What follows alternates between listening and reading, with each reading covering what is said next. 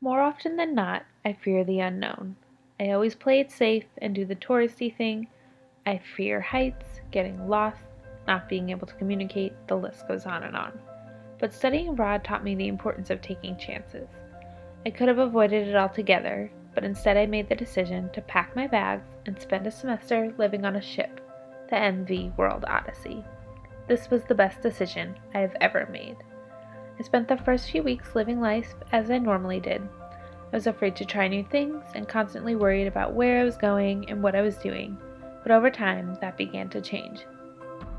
In Italy, I had the opportunity to take a chairlift to the top of Capri. Shaking, I stepped up to the lift, and just as I was about to change my mind and walk away, the lift carried me away. I closed my eyes and took a deep breath, and when I opened my eyes, I saw the most beautiful view I had ever laid eyes on. Upon arriving at the top, I hopped out of the chair and stared in amazement at the beauty around me. For the first time in forever, I felt nothing but absolute happiness. Trying new things became a little easier.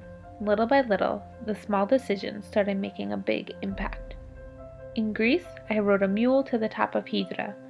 The entire time I worried I'd fall off, but when I made it to the top, I found a charming place to sit and overlook the island. That moment made the ride worth it.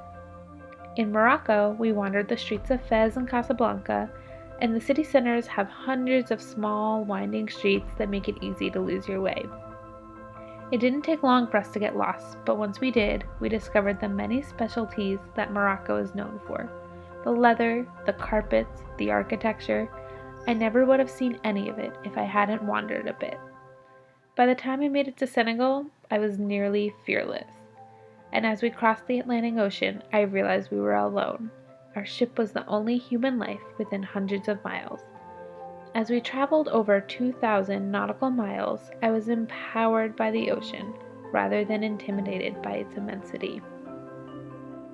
In Brazil, we traveled to a small town outside of Salvador called Cachoeira, where we explored the town and attended a local street festival at 6 in the morning.